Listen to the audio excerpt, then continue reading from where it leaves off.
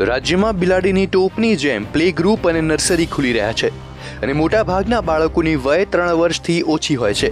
ત્યારે આ અંગે કોર્ટે સરકાર સામે લાલ આંખ કરી અને ચોક્કસ ગાઈડલાઈન બહાર પાડવા આદેશ કર્યો હતો, જેના પગલે ગત ડિસેમ્બરમાં ગાઈડલાઈન બહાર પાડવામાં આવી હતી, જેમાં 3 વર્ષથી નીચેના બાળકોને શાળામાં પ્રવેશ બદલ 1 થી 5 લાખનો દંડ કરવામાં આવશે અને જો દંડ પછી પણ શાળા નિયમ તોડે તો માન્યતા પણ રદ કરાશે।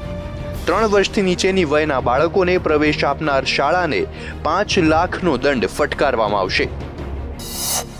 સરકારે બહાર પાડી ગાઈડલાઈન।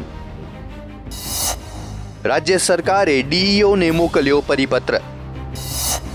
પ્લે ગ્રુપ, નર્સરીમાં બાળકોના પ્રવેશ માટે નક્કી કરી વય મર્યાદા। 3 વર્ષથી નાના બાળકોના પ્રવેશ અંગે કોર્ટની લાલ આંખ। પ્રવેશ આપશે તો ₹5 લાખનો દંડ।